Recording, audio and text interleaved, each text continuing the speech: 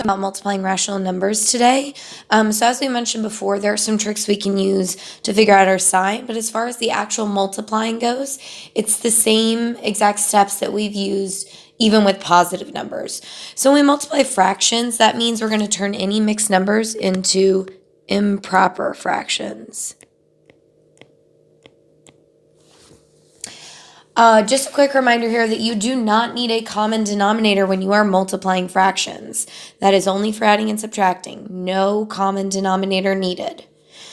After you make your mixed numbers improper, you are going to check to see if you can cross simplify. You might not be able to every time, but it does make the problem easier to do if you cross simplify.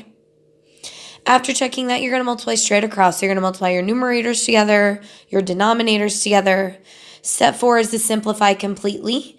And then the final thing is to check the sign of your answer. Multiplying decimals, again, the rules are the same as even if they were positive numbers. One of the tricks is to put the number with more digits on the top and ignore the decimal until the end. So we don't have to line up our decimal points. We're completely ignoring it. We're going to multiply normally. I'm going to be showing traditional multiplication in this video.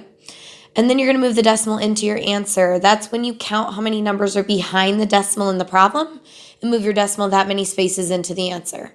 And again, the final step is to check the sign of your answer. We just talked about this, but again, with checking your sign, there are a couple tricks you can do. The good thing, bad thing trick, or if there are even amount of negatives in the problem, your answer is positive. If there are an odd amount of negatives in the problem, your answer is negative.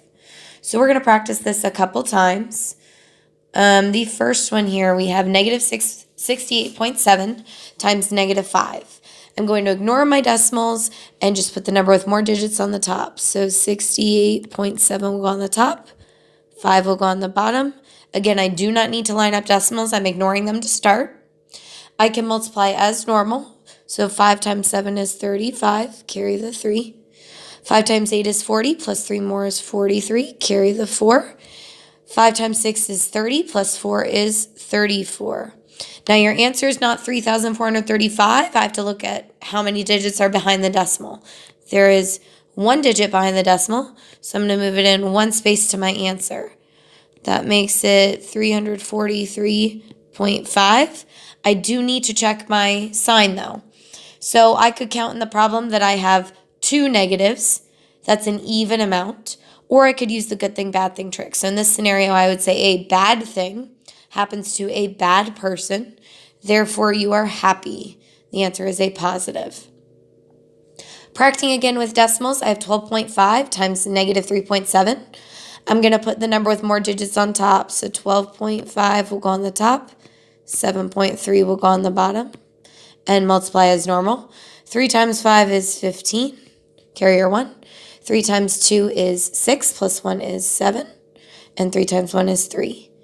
When you are finished multiplying with your first digit and you have more to multiply with, you need to go to a new row, and you also need a placeholder, which we use a 0 for.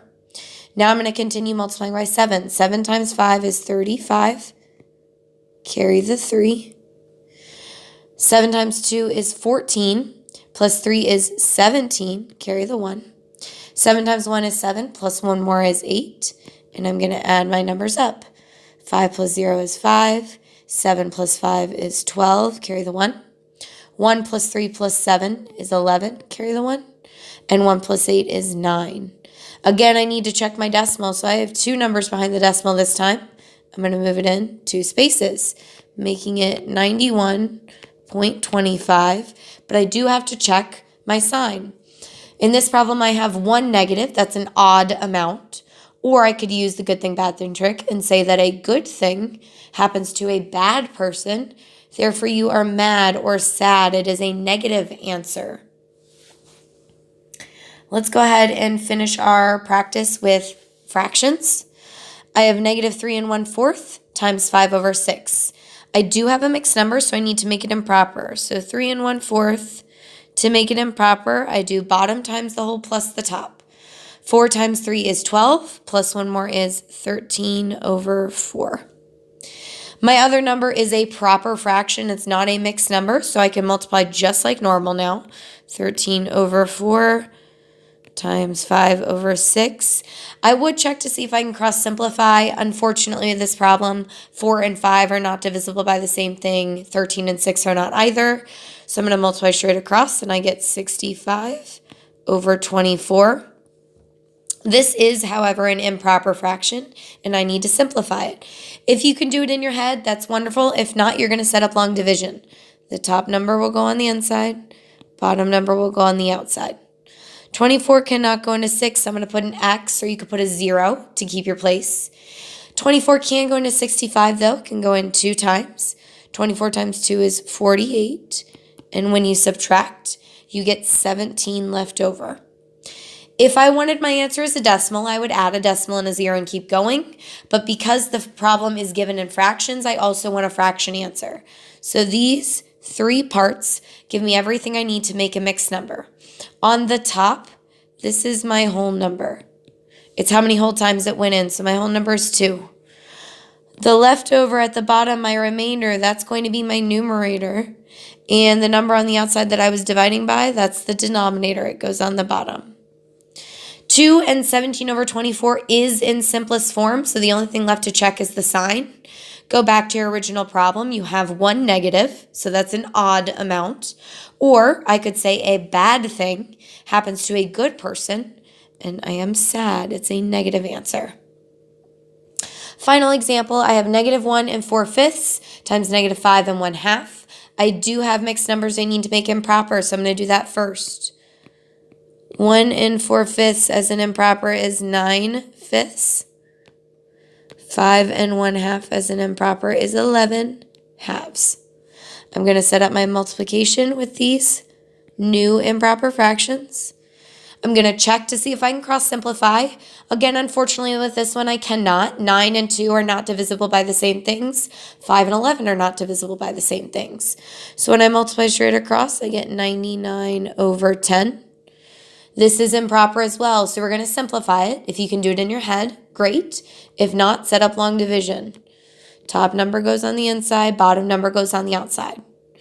10 cannot go into 9, but it can go into 99. 9 whole times. That gives us 90, and when we subtract, we get 9 left over. Since I want my answer as a fraction, I am not going to add a decimal and keep going. I'm going to look at my 3 pieces. On the top is my whole number, so my whole number is 9. On the leftover, the bottom, after I subtracted, that's my numerator, which also is a 9. And what I was dividing by is my denominator. It's a 10. Checking my sign, I have 2 negatives. That's an even amount. Or I could say a bad thing happens to a bad person. Therefore, you are happy. It is positive. Make sure you check in these notes with the teacher and ask any questions that you might have.